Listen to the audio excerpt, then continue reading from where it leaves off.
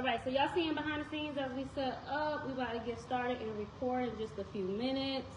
Now we do have these two beautiful, amazing, wonderful people, and they came from. Let them know where you're from, what you do, all that good stuff while we're setting up the mic.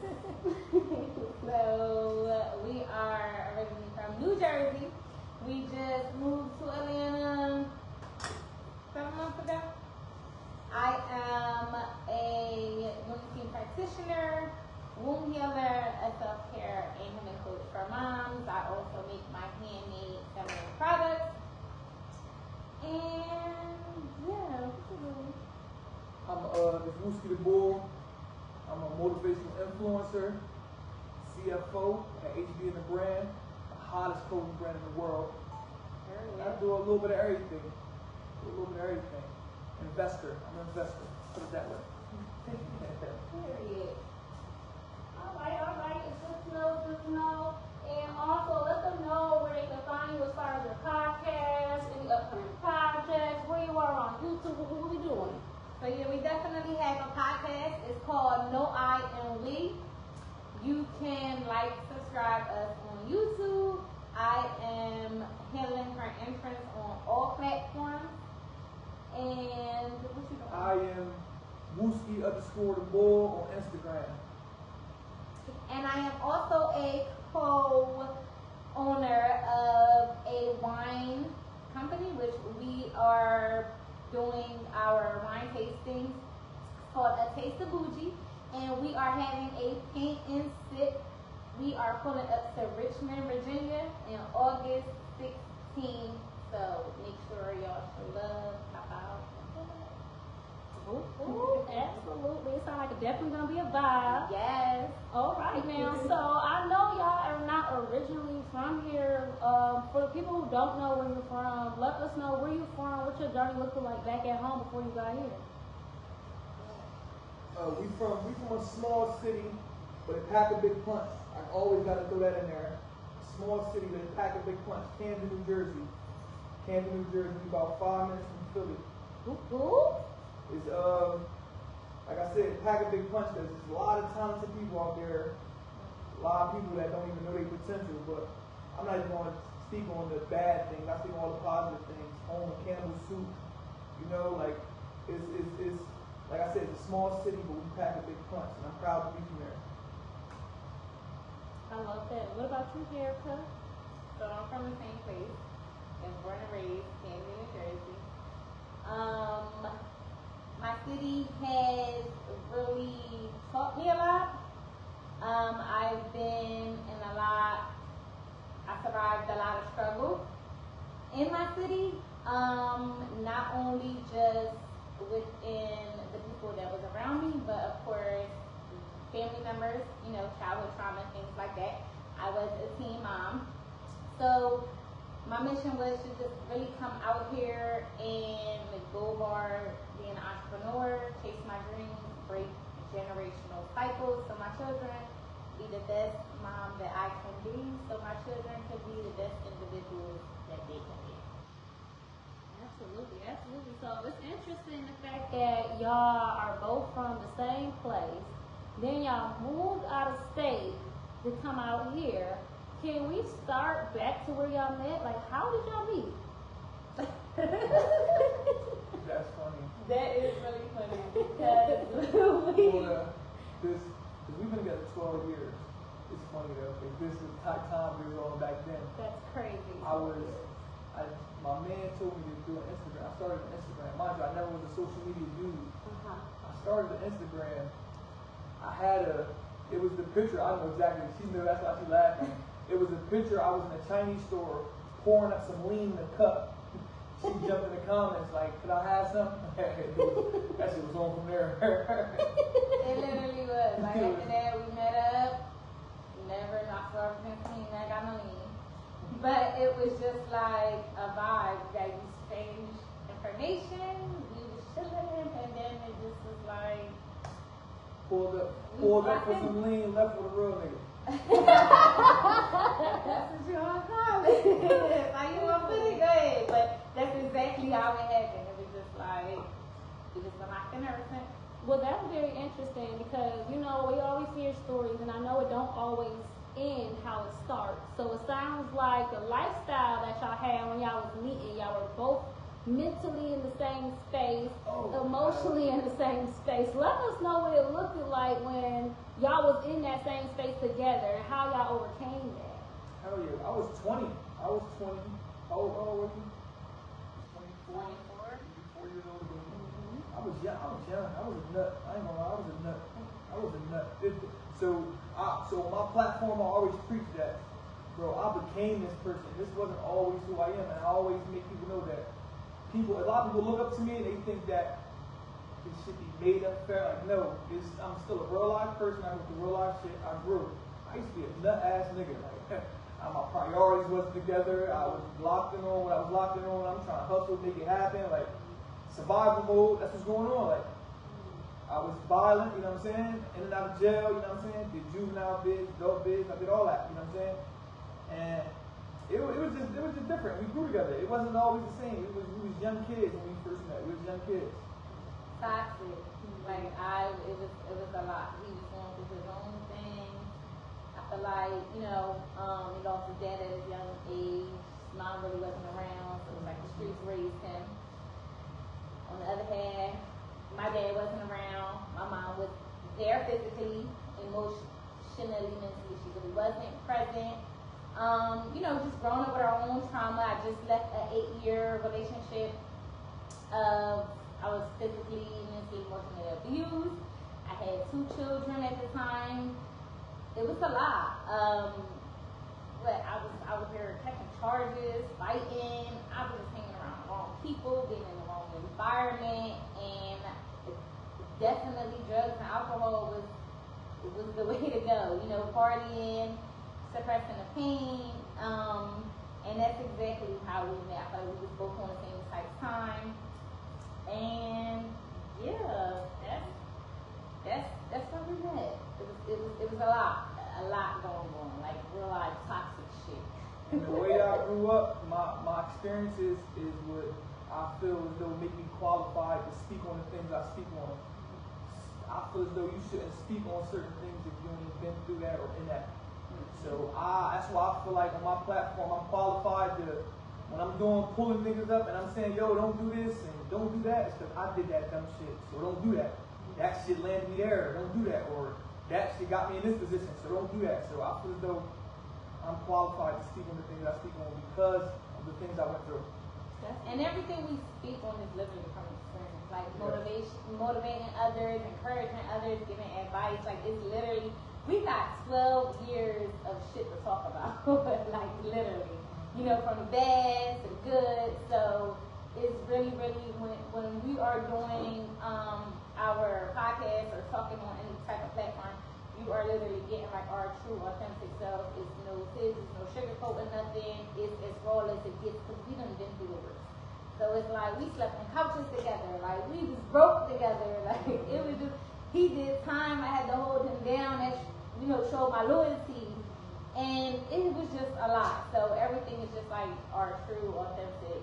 And I wouldn't have it no other way. I would love it authentic. I'm an authentic type of dude. That's why the people love me. That's why people love us. Because we're nothing but authentic. There's nothing fabricated. There's nothing that you can try to point out, oh, that's not, no. We're giving it to y'all raw, uncut, unfiltered.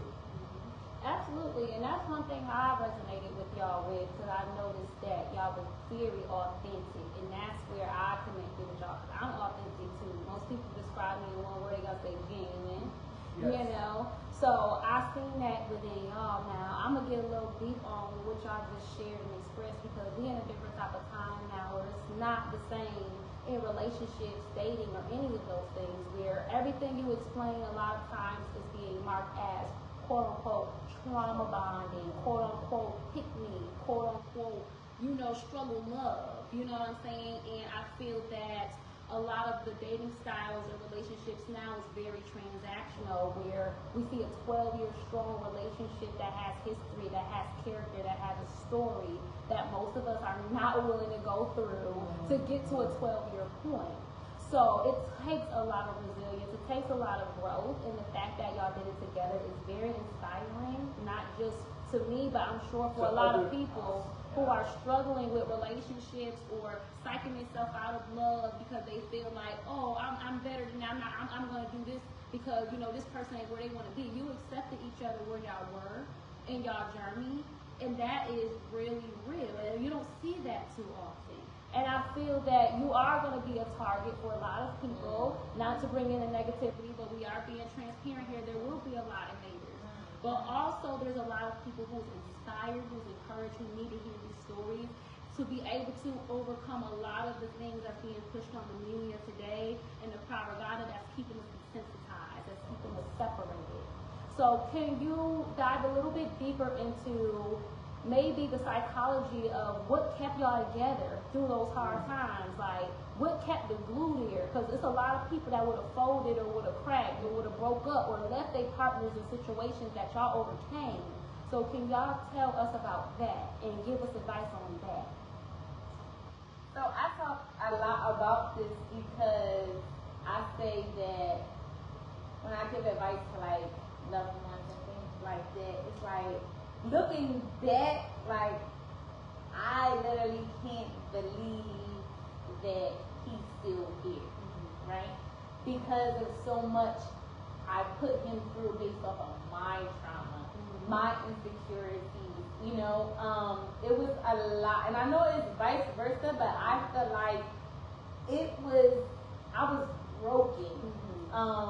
And I kind of like put a lot on him. I kind of accused him a lot of things, and what really kept us stuck was literally like just no matter what, just still staying by my side, like regardless of what it was. I mean, it was times that we like, boy, I'm out. Like I used to like, I'm out, and he used to just say like, boy, like, I'm going through all of this, like, and I sit here and watch my boys go through this, and they doing their partners dirty, like, and I'm faithful, and I'm doing everything I'm supposed to be doing, and I'm still going through this nonsense. And it was just like, at that moment, like, I didn't give a fuck what he was talking about. I was hurt, so I was like really putting a lot on him. So just really, really just like him being loyal, being himself at all times, and always, regardless of what it was, like making sure we were straight. I know when we both got together, we was young, and I always put it in his head, like, I come with 2 kids, like, priorities gotta be up here. Like, all that riding around and smoking and chilling with your boys, that shit is out. I got kids, and we ain't doing that, So, as him, watching him step up and be a man and be able to sit here and take care of kids that wasn't even his, because I feel like a lot of moms fear that, right, at this stage, and I definitely, later on down the line, I want to get deep into that, because a lot of moms fear, like, I don't feel like I'm going to find my person because I have these children, and it's just like, a man is going to sit here and love you for who you are, and that right man is going to sit here and take care of those kids just as if they were his own. And he did it with no problem, like literally no problem. I mean, we ended up having 2 children of our own, but it was just like a lot of toxicity, and he put up with a lot. Like, and I mean, it was just like, okay, like, it is what it is, like. So it's really about bearing each other's weight, because the same way she feel that way, I feel as though she bears my weight too. Like, my priorities wasn't intact. Like, I was a nut ass nigga. I would wake up in the morning, I'm out. I'm not coming in to 2, 3 in the morning, whatever the case may be. Like, that's what it was. And for her to be, it's the same way I had to be patient with her, she had to be patient with me. So it's like vice versa. And it's also about the loyalty thing. Like, a man desires a woman that's loyal to him. So it's like through the big, it's nothing ever going on, you know what I'm saying? In the beginning we had our little flaws, in the beginning, the first year or 2 we had our flaws, but since then it was like, yo, we locked in, this is what we doing, and whatever it takes for us to hold this shit together, because that's what it takes. Everything don't be just smooth selling. You hear people that been together, them old folks that been together, your grandma and them who been together 50 years and 40 years, they got some shit to tell. Everything wasn't, the whole 40 years wasn't just flowers and, nah, that's not what it is. So it's about being patient with your significant other and just knowing the best, like knowing that better days gonna come, knowing who you fell in love with, that, yo, listen, everything gonna be everything. Like, we gonna figure it out, like we always do. And that's beautiful. And I just love both of y'all transparency from two different perspectives in the same world.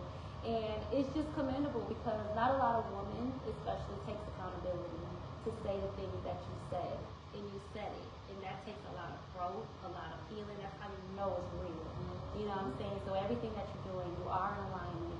You are in the right space. You're doing everything you're supposed to do. And God is definitely blessing y'all because of that. Same thing with him. It's a lot of men that like, I ain't taking this, I ain't dealing with this, you know what I'm saying? You got 2 kids, especially in today's time where I know y'all met 12 years back, but today's time it's like women with kids is low value, quote unquote, in today's world. So don't believe that, y'all. Don't believe it, but this is what the social media and people are pushing out, and the red pill content is pushing out. So it's like, this is why we need content like this and what y'all doing. And I say be patient for the right person. That person, the right person. I'm not saying stick around for no bullshit, but if you know deep down inside that person is worth being patient with, you be patient with that person.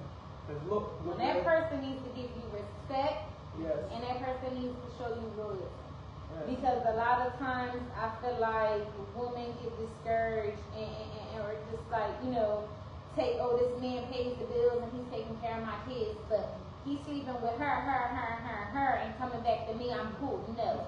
You have to know your self-worth and know that you are worth way much more. You understand what I'm saying? Like, once you sit here and know who you are and what you are worth, then you know you're no longer accepting the bare minimum. And I was there, right, with my previous relationship of 8 years, you know, I accepted the bare minimum.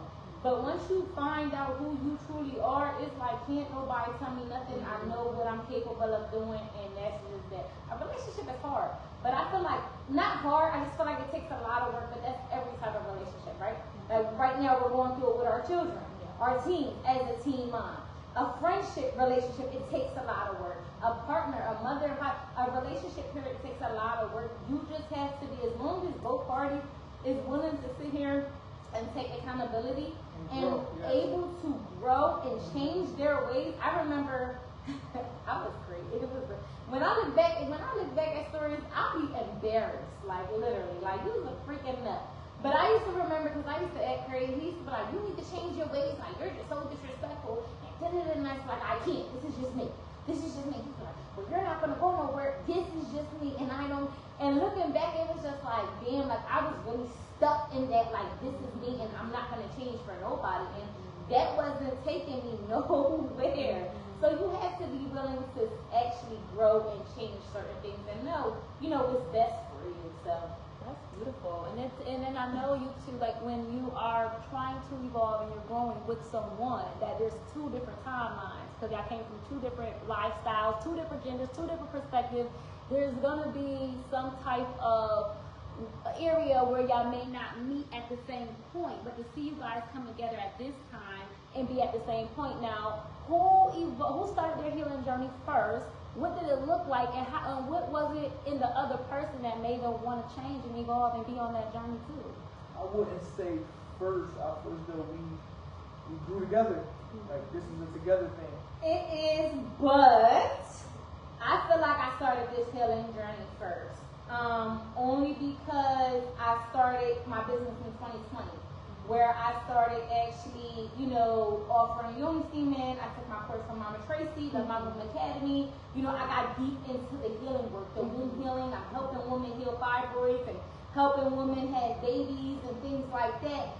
And when you're doing something for someone, you gotta be doing that shit for yourself. So, of course, I started doing steaming. I started doing self-care practices, journaling, meditating. I started doing certain things, and it was a journey, but I want to say that he never bothered me. Like it's weird because I was literally like in my own bubble, him not even realizing that I'm on this journey, right? Like him just going him doing him. I'm still, you know, I'm showing up as a person, but behind closed doors, I'm doing this healing work, right? I'm healing, taking showers, I'm meditating, I'm journaling, I'm doing this and I'm doing that. So the more I get deep into this healing work, it was just like, okay, I really understood that when a woman heals, a woman heals her family. She heals trauma. She heals her kids, her partner, her mom, her grandma. So I'm like, and it was times that I used to try to tell him, oh, you gotta do, and it was just like, and we're being vulnerable, right? Like, you know, he's from the streets, he smoked weed, he's drinking, you know, popping pills, whatever the case may be, and it used to be to a point that I kind of fell back off of that, right? And he was still on it, and it started to get like arguments, like, oh, you know, why are you doing this and why are you doing that? But I had to come to a space like, you have to sit here and worry about you. You can't control him. He let me pray for him. God is going to take him out that way. You got to continue to keep the focus on you, and that's what I did. I kept the focus on me, and he still just let me. You know, when I distanced myself, he went and he was just like so like regular to it. So I was very appreciative for that, because you know a lot of men will be like, well, what you doing, or what you doing this, or why you doing this, and he was never like that. So I was able to do my healing work right behind closed doors. And the more that I started doing it, it started benefiting off of him. Even when we came down here, you know, with the parents and things, like, you know, certain things that as a parent, we have to unlearn a lot of things, right? To relearn. So I'm unlearning, and so he comes in, and he's like, and I'm trying to, and it's just like, look, this is how we do it. So it was just like me actually doing the work and just understanding, trusting that God was going to sit here and, you know, do the work for him. I never in a million years thought that this man would sit here and just leave the streets. Like everybody said, you know, he was making money in the streets. So for somebody to sit here and leave that alone, just to move to a whole different state, to start off from scratch and just like, you know, build a business, it was just like a blessing. So I just really feel like the more work that I continue to do within myself, it benefited off of him, and even, you know, my child, my 16-year-old daughter that I'm, you know, working with, and my son, that my oldest, that seen a lot. So I was the first one on the healing journey. Slowly but surely, he's So I say together because there's different ways to heal it. So she was locking in on that aspect of it as far as like mentally, and so I was focused on as far as the put my priorities first and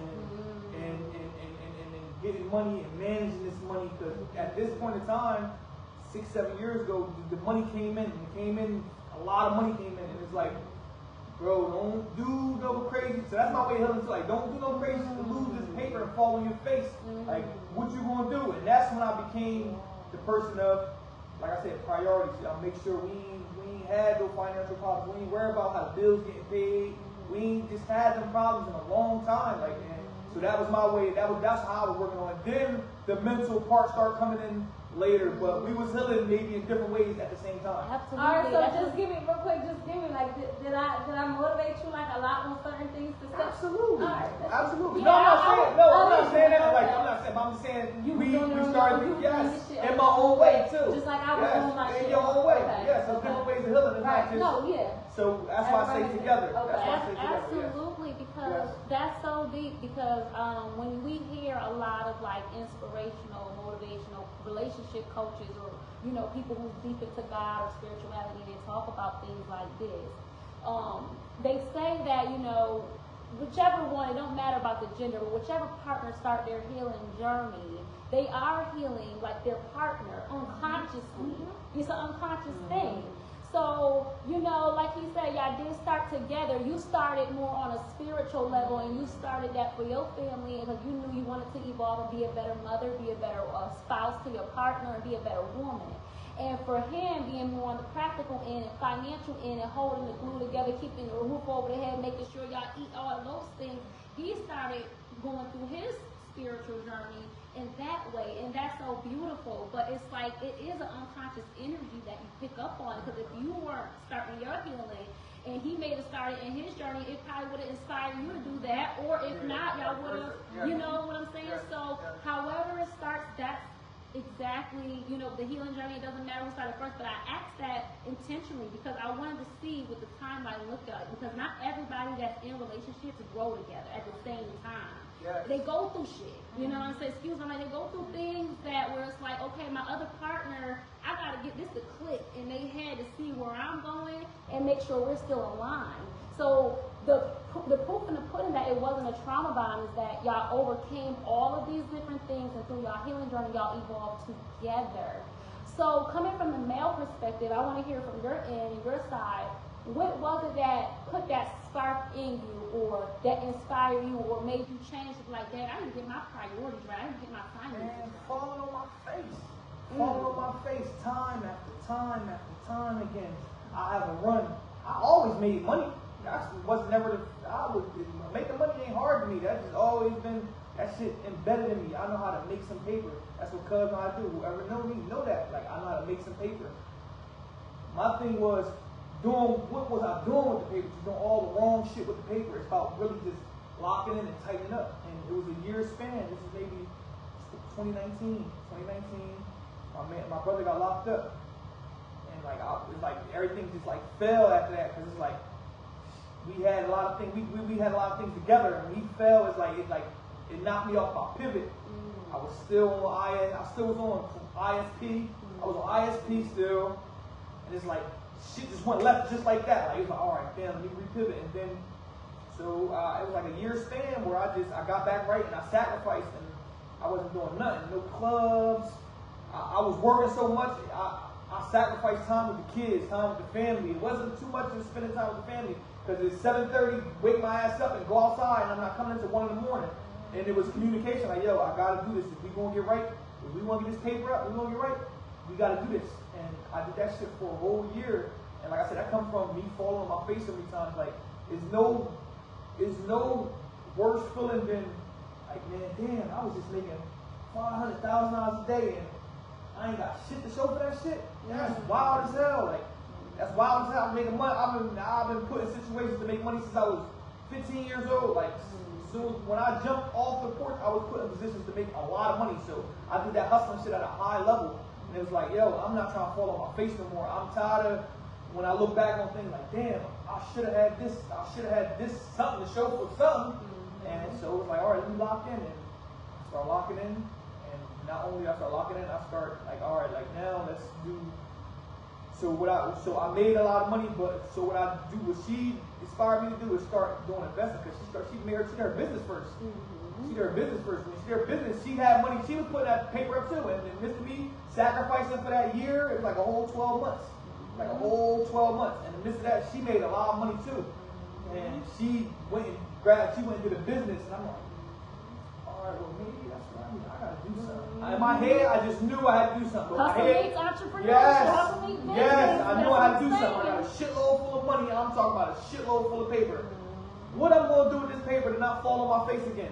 And that just started. Like, I start being better at managing money, and then I start buying things over time. Let me buy this. Let me buy it. Even if I wasn't doing nothing with it, I always do it. Like, even right now, I still got things that I bought 3, 4, 5 years ago that come to mind. Like, oh, if we got a food truck in the park for 2 years, like, oh yeah, we can bring that down here. We can make money off that. I always had a thing in my head. Like, all right, we got things that. Let me just buy things. Like, if I'm going to buy things that I know that's assets, box trucks, cribs, whatever the case may be.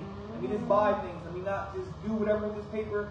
And I had that mindset ever since. Like, I love that. So, Jerica, tell me, what was it in this man that you fell so in love with? Because, I mean, you done see him in different phases, in different stages. Y'all grew up together. You see him as not a dad. You see him when he was young. Oh, now he's evolved. So, tell me, what was it in him? Because it's still there. It's always been there. What is that it factor that really made you be like, okay, he's the one. He's somebody I really need to lock in with? It was just him.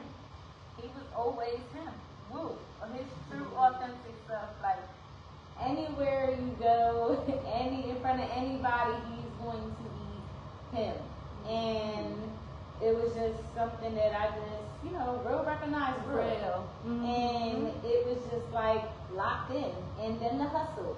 You know, like that ambition. it was always, he always was like, I gotta make this fair. And I never was big on money. Like, product, all that style, the fancy, the Chanel bag. I wasn't never big. I'm like, as long as we good, my kids is good, and we got a house and we got food, I'm cool. I don't care about all of that. And we pretty much the same way. We pretty much the same way. Right. That's what helps us have financial freedom, because we don't really care too much for the things that other people care. Yeah. So it was your values that really kept that glue together too. Yeah, I was just like, but he was just like some get money ass nigga. And it was just like, it was in him.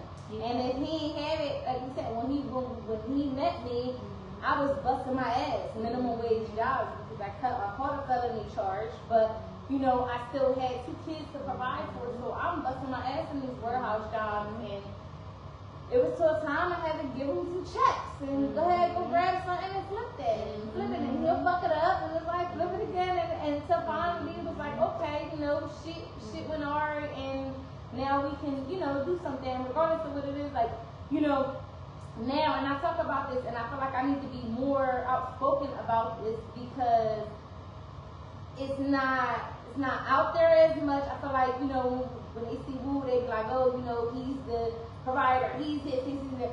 That shit was in me too. You know, I was just able to have him, and I'm grateful to step up and be that provider. That way I can fall back and tap more into my femininity and kick my feet up and take care of the kids, the household, him.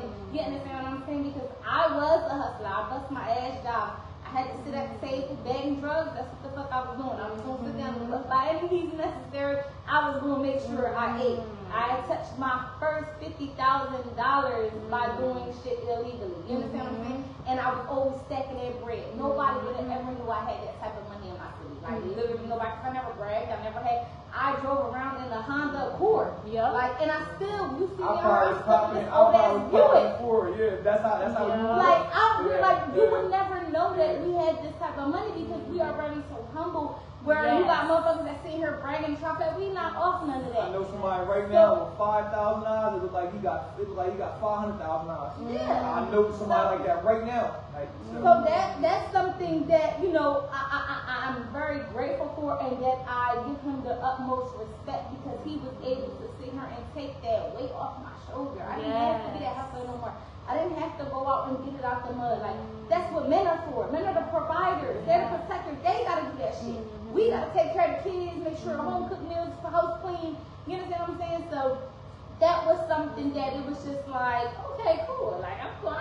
You sure ain't got this? And I feel like me providing and making sure everything, we stable, that gives her time to go be great.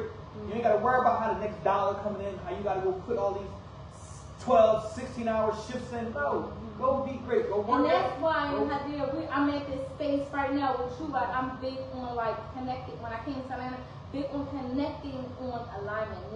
I'm not trying to be with everybody who out there trying to hustle and bust their ass and do all. No, everything is going to come. I want to walk in my purpose. I want to help who I'm supposed to help. You know, and get to the next level, because I came through some shit, and if I can help myself get through it, I can help anybody get through it.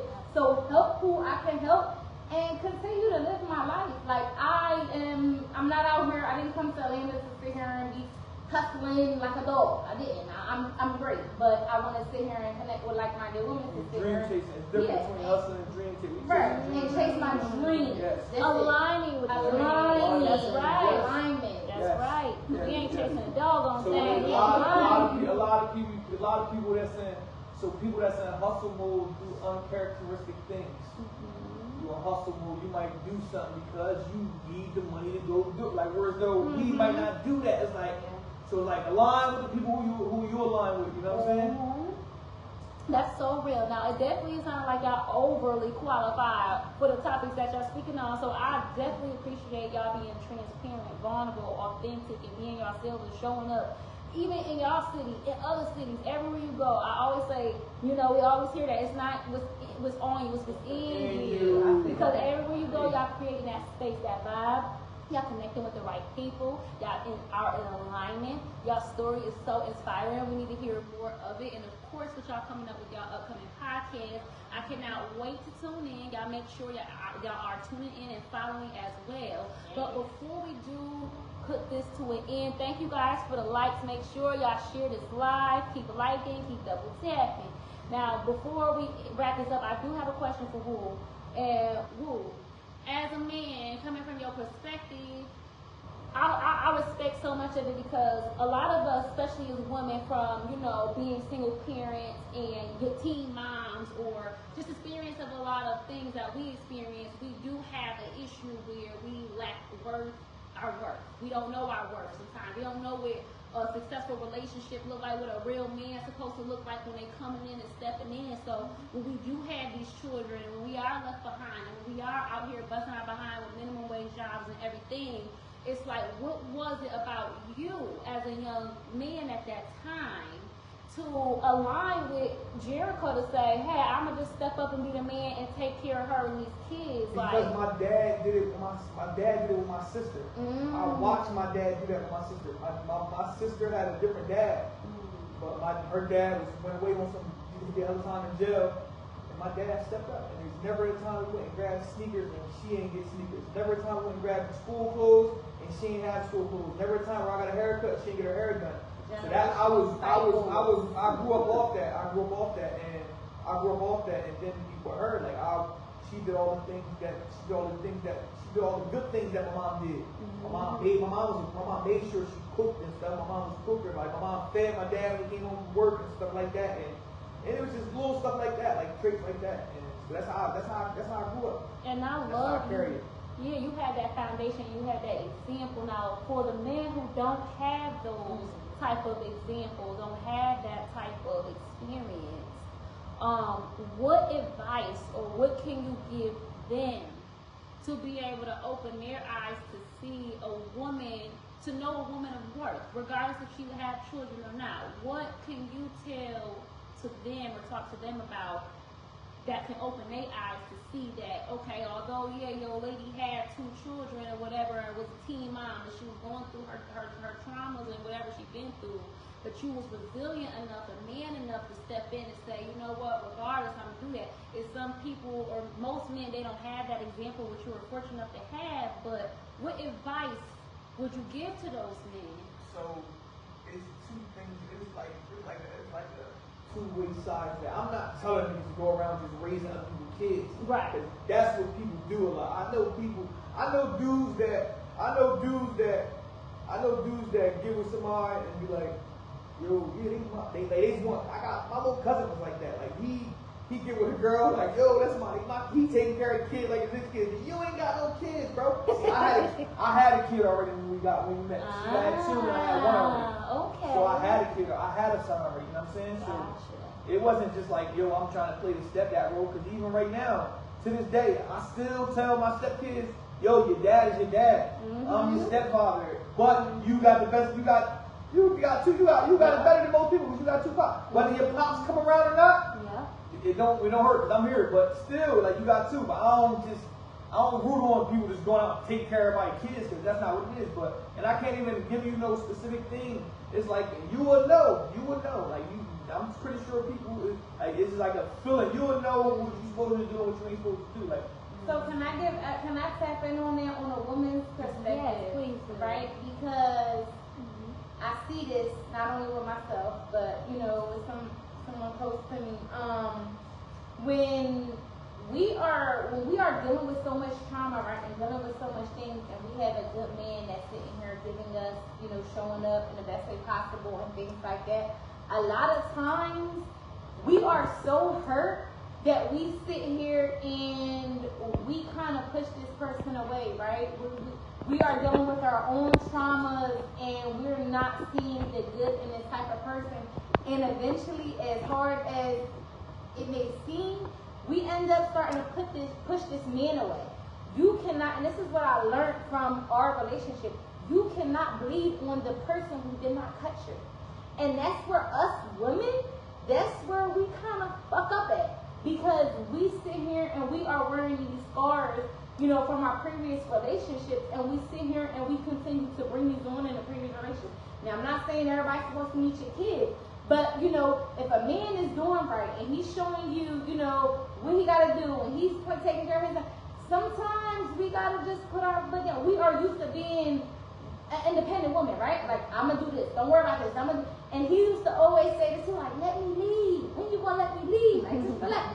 We aren't taught that. We are taught to, we got to sit here and we got to do what we got to do because we got kids. But sometimes when we get a good man, we kind of push them away because of our own wounds.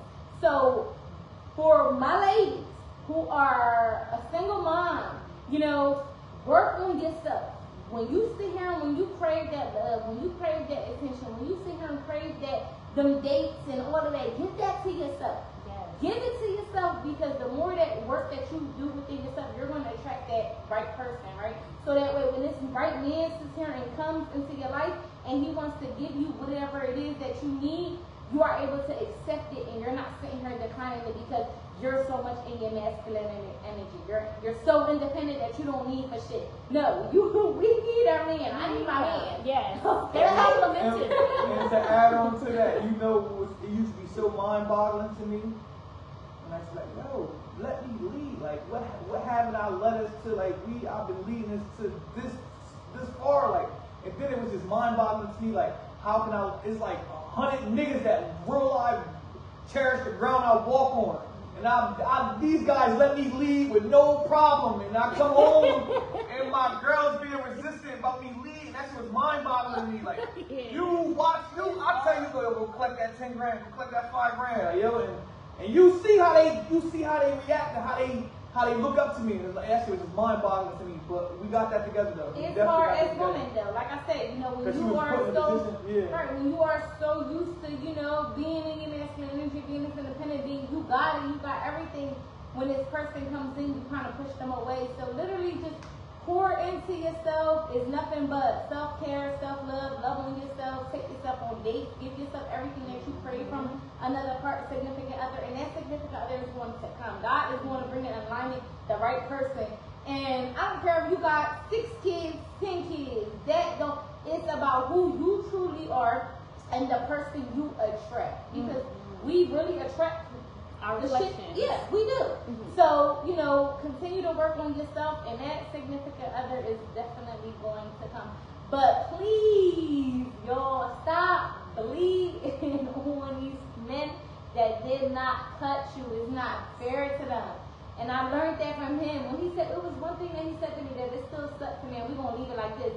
It was, if I would have, what was it that you said? It was like, if I would have, what was it? It was like basically saying that, if I would have knew that, like if I would have had to go through this again, like, somebody dealing with a fucked up relationship, kind of like, that shit is done up. Like, cause he really got the repercussion of somebody else's trauma. And it's not fair. Yeah. So ladies, do you work on y'all? And on that note too, I still don't regret nothing. I love that we went through everything we went through. Right. Because it made us the people we are today. You know what I'm saying? And we still growing. We still ain't perfect. Everything's still in everything. We still working on ourselves. You know what I'm saying? This shit. I still want to fuck him up. It be the patience though. I'm working on myself. But it's a work in progress within both of us as human beings. We're not fucking robots, So yeah, and I think that's the thing too. Nowadays in relationships and this microwavable type of population that we have here is that most people they have their expectations so high, especially as a woman. They say our expectations are unrealistic sometimes. But we have these expectations that are so high, you know what I'm saying? And it's like, it's not realistic. You have to go through things, you have to grow through things. So a lot of people these days are not willing to do that. I commend y'all on your journey, all of y'all endeavors that y'all done, and I'm so happy that y'all relocated out here and we were able to connect. I know y'all are gonna go far. Much positivity, love, and light to y'all relationship. Y'all family have a beautiful family. Beautiful family. Y'all are showing up, setting a great example for exactly your legacy and the community. And I love everything that y'all been doing, the way y'all pour into people, the way that y'all show up. Keep doing that. Y'all are, we are the hidden gems. Because although we may not have the audience, the clout, the fame, and all of those things, we have the values, we have the character, we have the authenticity. So it's like whatever God has for us, nobody cannot take that away from us. No one can block it, replicate what we have within us, because it's our purpose, it's our mission, and it shows up in different ways. It's showing up in motherhood, it's showing up in growth in our relationship. And we can see that, we can feel that. And I appreciate y'all energy. I appreciate y'all showing up, sharing your stories, because low key it's inspiring me. Okay, it's inspiring sister girl over here, because I couldn't hold a relationship to save my life. Okay, and y'all are mentoring me. So I love picking y'all brains, and I'm sure the world is gonna love picking y'all brains. Y'all keep doing what y'all doing. Once again, introduce yourself one more time. Let the audience know where they can find y'all. Shout out to the podcast and all of that good stuff. Yeah, so y'all we had started a podcast. YouTube channel. Make sure y'all like, subscribe, or comment. No I and we. There you go. And you can find me on all platforms at Healing Her Entrance. And you can find me on Instagram at Wooski_the-boy, aka the Hope. Period. DABOUL. That part. Now, I see the comments here. It says, I love you and I'm so darn proud of you. TT Maggie, that's from Maria. We also have a few people. Plumby said, ow, yes. Love the backdrop. Look this. Okay, period. It said, this is good. Proud of you guys. Thank you so much for tuning in, you guys. Y'all going to hear and see more of them for sure. Thank y'all for stopping by, sharing, and supporting their journey. And we'll see y'all again next time. We at Dropback Studio 623.